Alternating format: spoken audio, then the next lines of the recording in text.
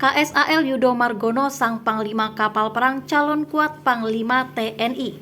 Nama Kepala Staf Angkatan Laut Laksamana Yudo Margono disebut akan menjadi Panglima TNI menggantikan Jenderal Andika Perkasa yang akan pensiun pada 21 Desember 2022. Dikutip dari Kompas ID, Menteri Sekretaris Negara Pratikno membenarkan bahwa Presiden Joko Widodo mencalonkan Yudo menjadi Panglima TNI. Pak Yudo, kata Pratikno dikutip dari Kompas ID pada Rabu 23 November 2022. Sementara itu, Yudo mengaku masih menunggu pengumuman resmi namanya akan diajukan menjadi pengganti Andika. Kita tunggu saja. Masih diajukan kemarin, katanya diajukan sama Mensesnek.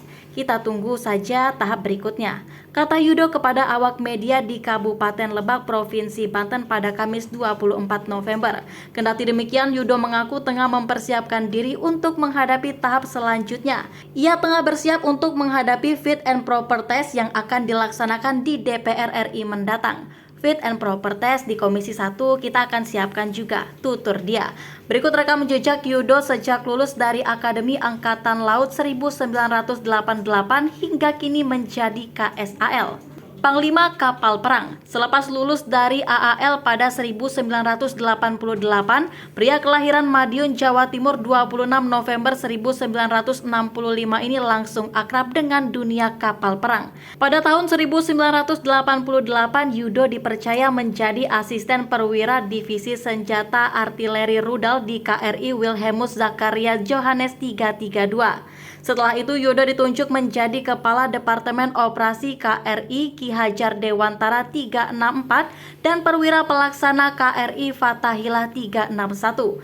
Usai menjadi palaksa, berlahan karir militer Yudo beranjak naik dengan dipercayanya dia menjadi Komandan KRI Pandorong 801, Komandan KRI Sutanto 877 dan Komandan KRI Ahmad Yani 351.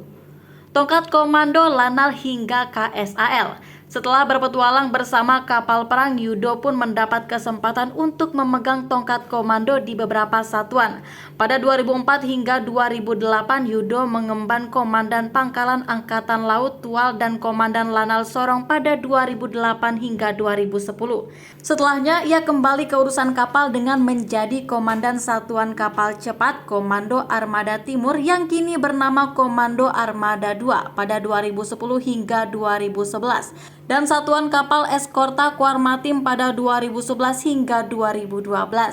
Yudo kemudian dipercaya menjadi Komandan Komando Latihan atau Kolat Komando Armada Barat yang kini bernama Kormada 1 pada 2012 hingga 2014 dan Perwira Pembantu 2 Operasi Latihan Staf Operasi TNI AL pada 2014 hingga 2015. Selanjutnya, ia ditunjuk menjadi Komandan Pangkalan Utama Angkatan Laut 1 Belawan pada 2015 hingga 2016, Kepala Staf Komando Armada Republik Indonesia Wilayah Barat pada 2016 hingga 2017, dan Panglima Komando Lintas Laut Militer pada 2017 hingga 2018.